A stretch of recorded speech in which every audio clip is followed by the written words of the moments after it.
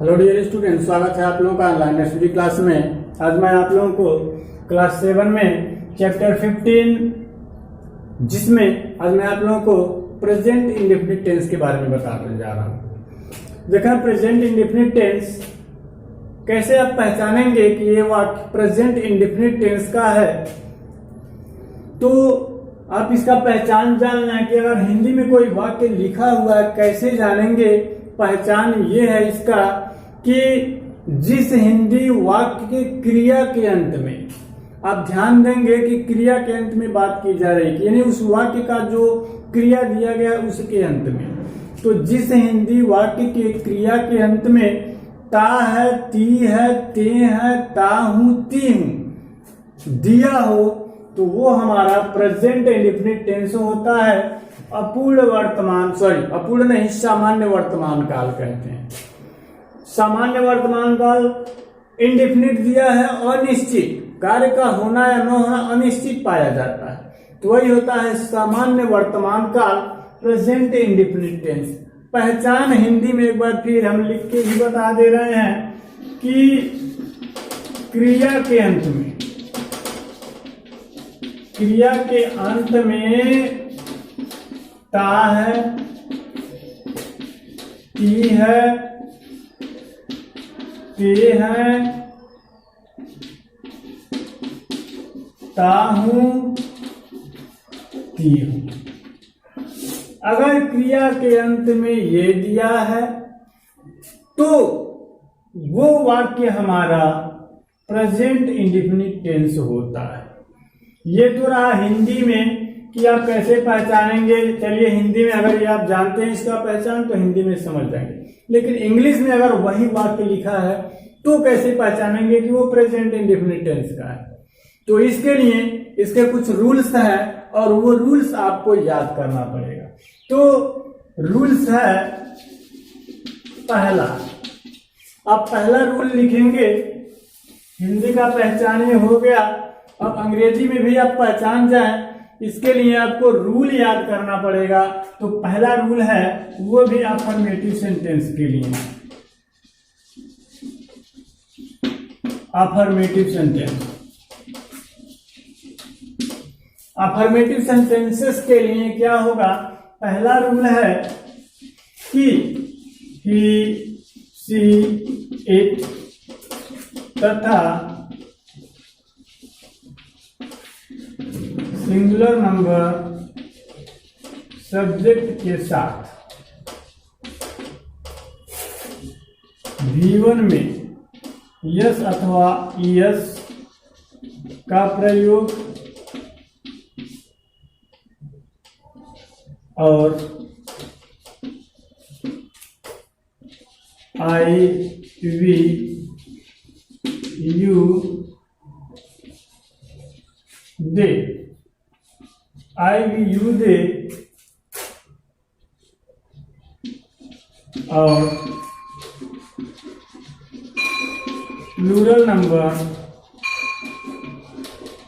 Subject के साथ, plural number subject के साथ सिर्फ V1 लिखते हैं।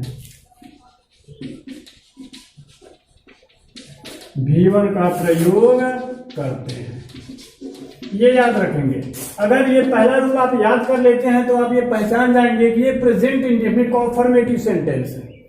क्या नियम है कि ही, सी, इट तथा सिंगुलर नंबर, अर्थात आशय कि किसी भी सिंगुलर नंबर सब्जेक्ट के साथ अगर V1 यानी कि वर्ब के फर्स्ट फॉर्म में यस अथवा यस का प्रयोग हुआ है तो वो हमारा प्रेजेंट इंडेफिनिट है। अथवा आई वी यू दे और प्लूरल नंबर का सब्जेक्ट है उसके साथ सिर्फ V1 है तो भी वो हमारा प्रेजेंट इंडेफिनिट है। तो ये रूल्स आप याद कर लेंगे। पहला रूल्स है कि सिंगुलर नंबर सब्जेक्ट के साथ V1 में यस या यस, प्लूरल नंबर के साथ सिर्फ V1 लगता है, ये याद रखेंगे। दूसरा चीज यहाँ पे देखें, दो शब्द आ गए हैं, यस अथवा ईएस। तो कब यस लगता है कब ईएस लगता है, ऐसा नहीं है कि चलो मन कर रहा है तो यस लगा देते हैं और फिर मन कर रहा है चलो यस नहीं यार ईएस, यस गंदा लग रहा है ईएस लगाते हैं। तो ये मन के ऊपर डिपेंड नहीं, इसका कुछ रूल्स है। रूल्स क्या है, नोट V1 के अंत में O CH SH double S X दिया हो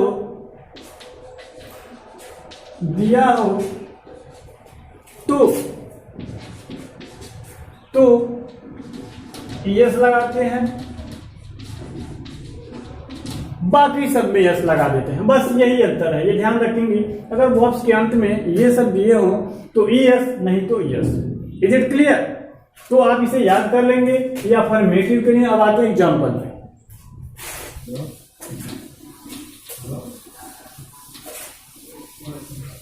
एग्जाम्पल लिखने से पहले आप ये फार्मूला लिखना है। सब्जेक्ट हो जाएगा यहां पे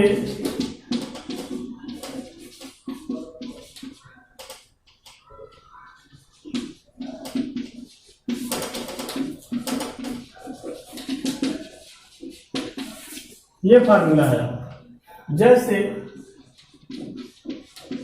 मीरा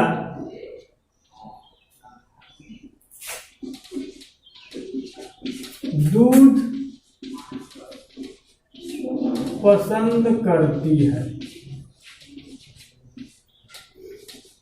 क्रिया क्या है? पसंद करना। क्रिया क्या है? पसंद करना। और पसंद करना के अंत में ही देखें ता है, ती है, ते है, ताहू, तीहू में से कोई एक आया हुआ है, तो ये हमारा प्रेजेंट इंडिफिनिट हो गया। हिंदी में जब आप पहचान गए कि ये प्रेजेंट इंडिफिनिट है और ऊपर से कहीं नहीं दिया हुआ है, तो ये अफर्मेटिव का है। और अफर्मेटिव का है तो आप अनुवाद बनाएंगे। अब यहाँ पे देखें यस सब्जेक्ट हमने लिखा, पी सब्जेक्ट लिखा है, तो यस सब्जेक्ट का मतलब सिंगुलर सब्जेक्ट, पी सब्जेक्ट का मतलब है प्लूरल सब्जेक्ट। अब यहाँ पे मीरा हमारा सिंगुलर है तो ऊपर वाला फार्मूला अप्लाई करेंगे। हो जाएगा मीरा V1 क्या है? लाइक। लाइक मीन्स होता है पसंद करना। V1 हो गया। में यस अथवा यस, क्योंकि सिंगुलर है तो यस अथवा यस लगाना। अब यस लगाएं कि यस, ये देखें अंत में क्या दिया है। हमने जो कुछ वर्ड्स लिखवाए थे उनमें से कोई है तो देखा उनमें से कोई नहीं है। अगर रहता तो यस लगाते, नहीं है तो बस यस लगाएंगे। तो मीरा लाइक्स क्या? मिल्क। बस मीरा लाइक्स मिल्क। यहां पे अगर हम बच्चे कर दें, बच्चे दूध पसंद करते हैं, बच्चे दूध पसंद करते हैं, तो यहां पे आप कर देंगे द चिल्ड्रेन, V1 रहेगा द चिल्ड्रेन लाइक मिल्क। बस ये हो जाएगा अनुवाद। ये तो रहा अफर्मेटिव। अब आते हैं निगेटिव। निगेटिव सेंटेंस के लिए देखना है। अगर वाक्य निगेटिव में हो, जैसे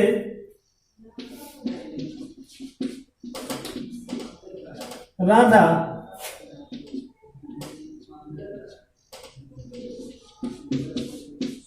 शोर नहीं करती है, तो ये देखें क्रिया शोर करना।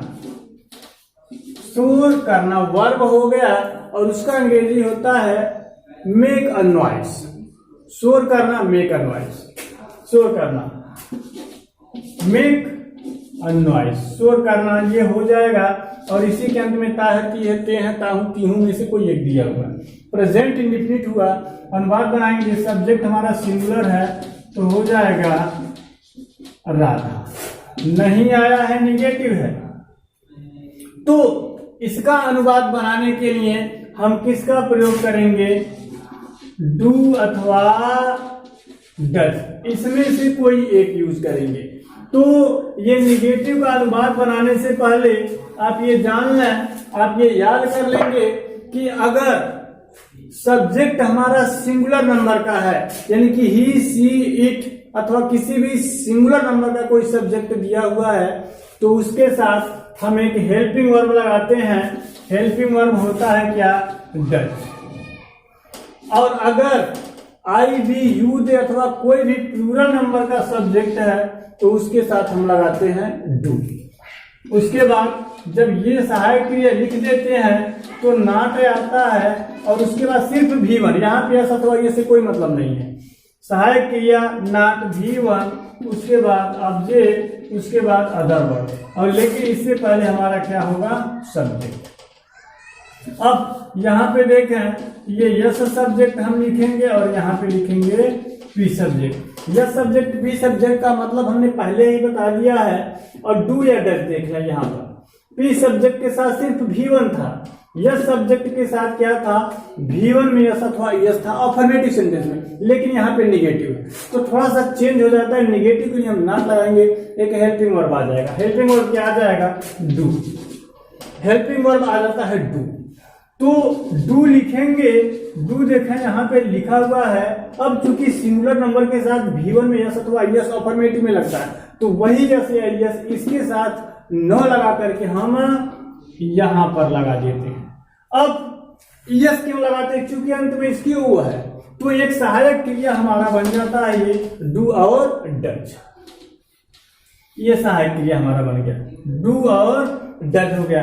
तो सिंगुलर सब्जेक्ट के साथ डज और प्लूरल सब्जेक्ट के साथ डू। उसके बाद नॉट लिखेंगे, बाकी सारी प्रक्रिया हमारी वही है। तो ये फार्मूला हो गया नेगेटिव सेंटेंस का। अब आते हैं अनुवाद पर। आते हैं अनुवाद पे। देखा दिया सब्जेक्ट लिखेंगे सबसे पहले तो हो जाएगा राधा, उसके बाद सिंगुलर नंबर सब्जेक्ट है तो डज, उसके बाद नॉट शोर करना का मेक अ,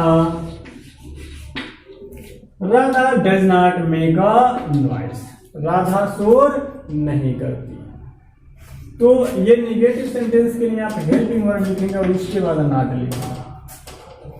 अब आते हैं इंट्रोगेटिव सेंटेंस के लिए। इंट्रोगेटिव सेंटेंस में आप आएंगे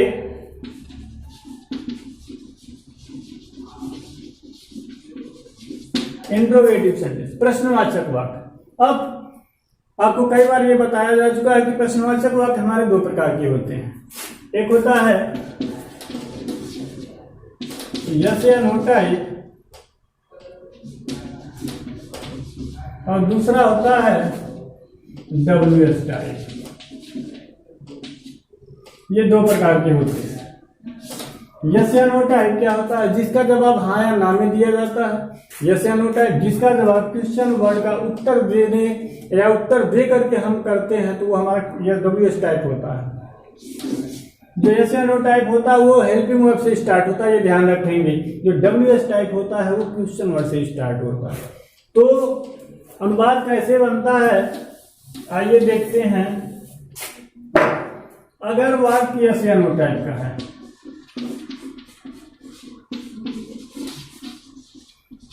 यस या नो टाइप है तो वो वाक्य हमारा क्या से स्टार्ट होगा, यानी कि वाक्य अगर क्या से प्रारंभ हुआ हो तो ऐसे वाक्य का अनुवाद बनाने के लिए अभी कैसे बनाया जाएगा हम फार्मूला लिख देंगे, लेकिन सबसे पहले वो वाक्य लिखना है। क्या लड़के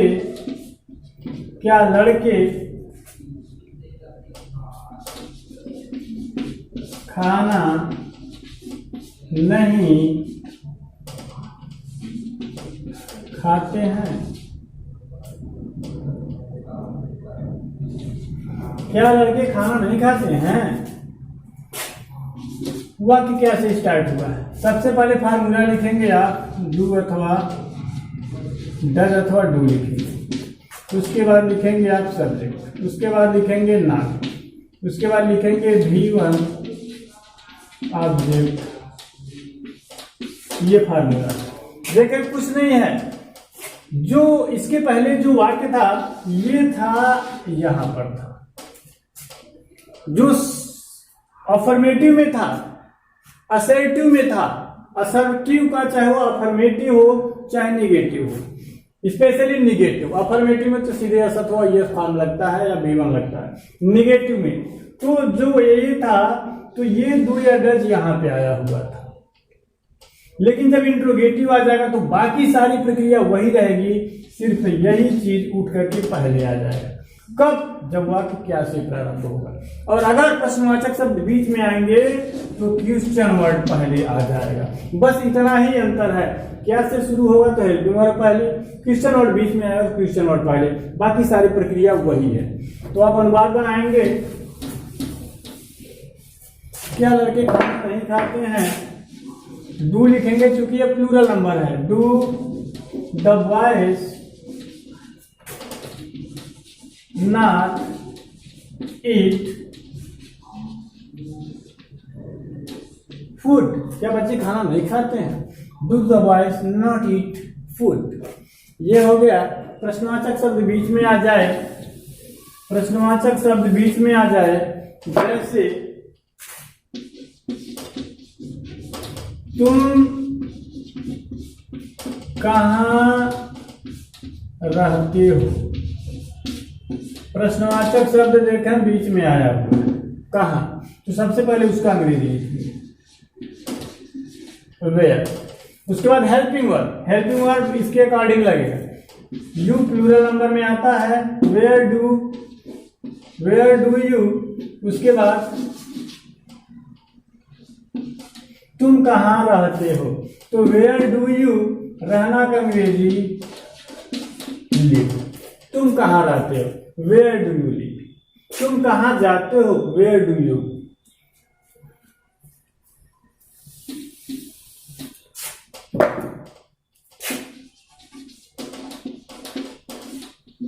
कितने बच्चे